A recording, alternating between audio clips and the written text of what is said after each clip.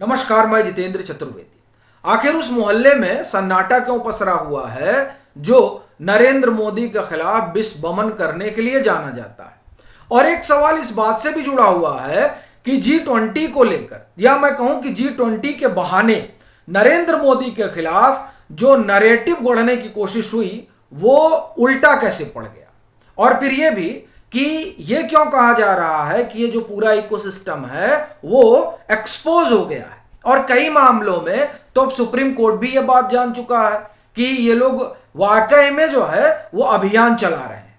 अब ये जो तमाम बातें हो रही हैं उसके पीछे की दो तीन वजह है, लेकिन पहले बात हम लोग करते हैं G20 वाला। चूंकि ये एक बड़ा आयोजन है और एक लंबे अरसे के बाद देश में कोई इतना बड़ा कार्यक्रम हो रहा है जिसमें भारत की अपनी एक अंतरराष्ट्रीय छवि बन रही है।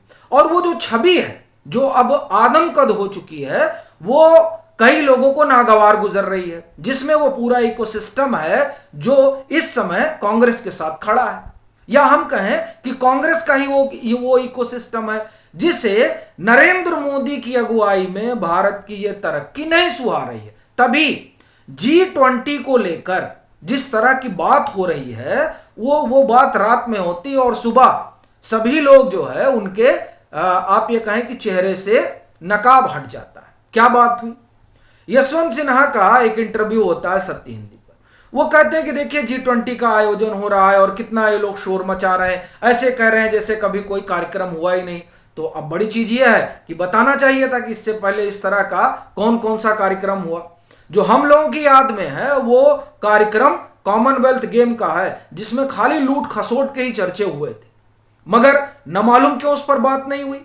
बहरहाल तो कहने लगे कि नहीं, क्या बात ये लोग कर रहे हैं, ये लोग सिर्फ प्रचार कर रहे हैं और देखिए चीन नहीं आ रहा है, ये कैसे कह सकते हैं, ये तो उनकी कूटनीतिक विफलता ही है। और सुबह खबर आती है कि चीन के राष्ट्रपति के G20 शिखर सम्मेलन में हिस्सा न लेने के कारण, न आने के कारण जो अंतरराष्ट्रीय बिरादरी हो बड़ी नाराज है। तो अब ये किसकी कूटनीतिक सफलता है? ये तो भारत की कूटनीतिक सफलता है। ये भारत की कूटनीतिक सफलता है कि न पाकिस्तान कुछ बोल पा रहा है और न चीन। लेकिन इस पर जो है वो कैसे बोल दें, क्योंकि ये जो कुछ हो रहा है ये नरेंद्र मोदी की सरकार की अगुवाई में हो रहा है और यहां तो ये नरेंद्र मोदी का विरोध करने के लिए बैठे हैं। लेकिन उस विरोध में ये कैसे भारत विरोध में चले जाते हैं, मुझे लगता है इसका इन्हें अंदाजा ही नहीं रहता। खैर, ये अकेले नहीं हैं जो इस तरह के अंदाजे से बेफिक्र हैं। इसमें कई और लोग भी शुमार हैं, जिसमें एक नाम तो प्रशांत भूषण का लेना बड़ा जरूरी है, क्योंकि वो PIL के लिए जाने जाते हैं। जन कहने के लिए तो जनहित याचिका है। अब उस देखिए जनहित याचिका पड़ती है ADR की तरफ से, किस बात को लेकर? EVM को लेकर। और सुप्रीम कोर्ट की जो टिप्पणी है वो ये बताती है कि दरअसल सुप्रीम कोर्ट भी इस बात को समझ रहा है कि ये लोग किस तरीके का अभियान चलाते हैं। ये गाय के साहब सुन लीजिए, सुप्रीम कोर्ट ने कहा कि ये क्या तरीका है, एक ही बात बार बार दोहराई जा रही है, इस पर हम लोग जजमेंट दे चुके हैं, उसके बाद में फिर आप इसको लेकर चले आए हैं। बार बार एक ही मुद्दा सुप्रीम कोर्ट के सामने लाने का क्या निहितार्थ होता है? अब ये बात देखिए, ये बात सन्न कर देने वाली है उन लोगों के लिए जो नरेंद्र मोदी की से उनकी अपने कहे खुन्नस है और उस खुन्नस के कारण उन्होंने सुप्रीम कोर्ट को अखाड़ा बना लिया और इस बात को सुप्रीम कोर्ट ने समझा।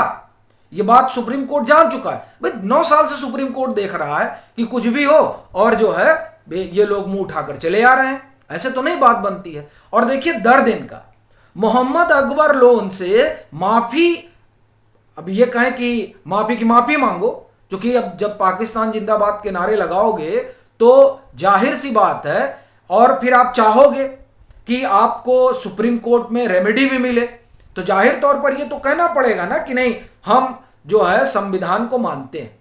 अब ये बात CGI ने क्या कह दी कि आप हलफनामा दाखिल करिए, और अब जब SG अड़ गए, SG ने कहा कि नहीं इस तरह की बात हुई है, तो CGI ने कहा कि नहीं हलफनामा डालना पड़ेगा। ये बात पूरे इकोसिस्टम को अखर रही है। बाकायदे प्रशांत भूषण ने तो ट्वीट किया और कह रहे हैं कि नहीं ये सुप्रीम कोर्ट का ये सुप्रीम कोर्ट को नहीं करना चाहिए। क्यों नहीं करना चाहिए भाई? मतलब अगर आप प्रशांत भूषण की याचिका नहीं सुनते हैं तब फिर सुप्रीम कोर्ट के खिलाफ मोर्चा खोल दिया जाएगा। और अगर आप कह देते हैं कि मोहम्मद अकबर लोन एफिडेविट दाखिल करके कहें कि हम भारत के संविधान को मानते हैं तो ये गलत है। इसमें गलत क्या है? आप यहीं रहेंगे और आप यहां की सुप्रीम कोर्ट से, या हमारा कहने का मतलब इतना भर है, और ये सुप्रीम कोर्ट ने साफ किया कि आप कम से कम इस बाबत हलफनामा दीजिए।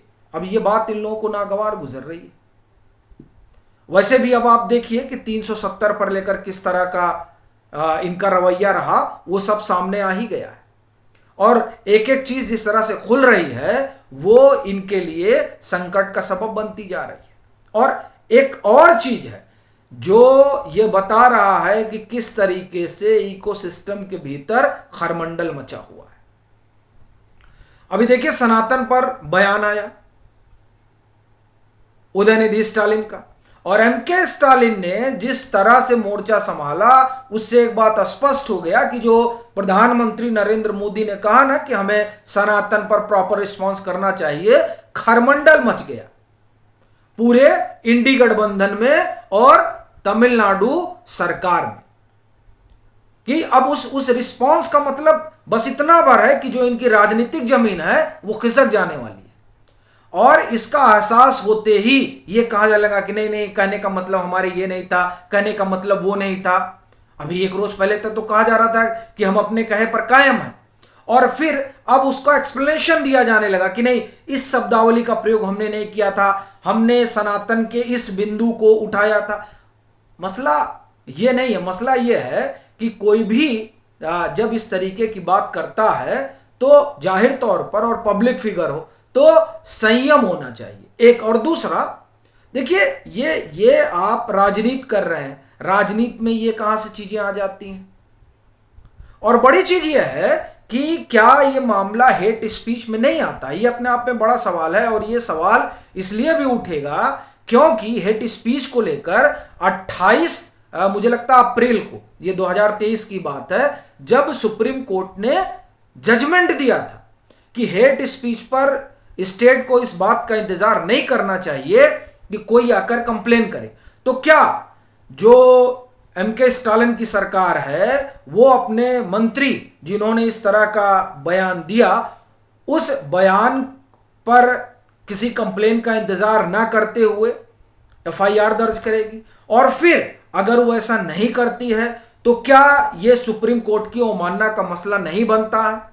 ये अपने आप में बड़ा सवाल है, और ये सवाल इसलिए और भी बड़ा हो जाता है क्योंकि अनुराग ठाकुर और प्रवेश वर्मा को लेकर एक आप ये कहें कि बिंदा करात ने सुप्रीम कोर्ट में गुहार लगाई है कि उनका जो स्पीच रहा, मुझे लगता है ये दिल्ली चुनाव के दरमियान था, दिल्ली विधानसभा चुनाव के दरमियान, उसको लेकर वो वहां तक पहुंचे हैं और कह रहे हैं कि नहीं, इस पर जो है दिल्ली पुलिस को एफआईआर दर्ज करना चाहिए। बड़ा सवाल यह है कि अब जब ये मसला आया है, खासतौर से ये इंडी गठबंधन से जुड़ा हुआ और उदयनिधि स्टालिन और डीएमके से जिस मसले का संबंध है, तो क्या इसे लेकर भी जो पूरा इकोसिस्टम है वो उसी तरीके से आगे बढ़ेगा? दरअसल ये जो 2-3 चीजें सामने आकर खड़ी हो गई हैं, उसने पूरे इकोसिस्टम को कि आप एक तरह से कहें कि घिघी बांध दी है। और यही कारण है कि अब कोई कुछ बोल नहीं पा रहा है कि अब कहा क्या जाए, क्योंकि अब तो ये बुरी तरीके से फंस गए हैं। एक मामला जो है वो ये बता रहा है कि किस तरीके से बैक फुट पर सब आकर खड़े हो गए। अब उसमें चाहे प्रशांत भूषण हो और चाहे कपिल सिब्बल जैसे दिग्गज वकील। और 370 वाले मसले में तो आप ये समझिए कि पीडीपी हो या नेशनल कॉन्फ्रेंस हो, इनको तो ऐसा लग रहा है कि लेने के देने पड़ जाएंगे, क्योंकि इनकी पूरी राजनीति 370 के इर्द गिर्द ही घूमती है। अब अगर 370 पर जो सुप्रीम कोर्ट है वो फैसला ये देता है कि नहीं, सरकार का निर्णय ठीक था, तब इनकी राजनीति का क्या होगा? यह बड़ा सवाल है। और इसी बात ने जो है इन सब लोगों को परेशान कर रखा है कि साहब होगा क्या? 370 का जो एक वर्ग है वो अलग परेशान है। फिर जो हर बात में नरेंद्र मोदी सरकार को सुप्रीम कोर्ट में घेर लेता है वो अलग परेशान है। जो लोग कूटनीतिक मसले पर नरेंद्र मोदी सरकार को घेरने में लगे हुए थे वो G20 देखकर उनका अपने ही दम फूला जा रहा है कि कितना भारी आयोजन करा लिया इस सरकार ने। और जो रही सही कसर रही वो अब इसमें आकर पूरी हो जा रही है कि उदय निधि वाले मसले में ये पूरा इकोसिस्टम क्या करेगा। चूंकि अनुराग ठाकुर और परवेश वर्मा वाला मामला तो नजीर है एक तरीके से, भाई उसे लेकर तो सुप्रीम कोर्ट का दरवाजा खटखटाया गया है। और फिर सुप्रीम कोर्ट ने जो हेट स्पीच को लेकर निर्णय दे रखा है उस निर्णय के तहत क्या अवमानना का केस नहीं बनता है। ये तमाम सवाल हैं जो खड़े हुए हैं और जिसने पूरे इकोसिस्टम को सन्न कर रखा है। आपकी अपनी क्या राय है जरूर साझा करें। मतांतर से नहीं जुड़े हैं तो जुड़ें, वीडियो को लाइक करें और खूब शेयर करें।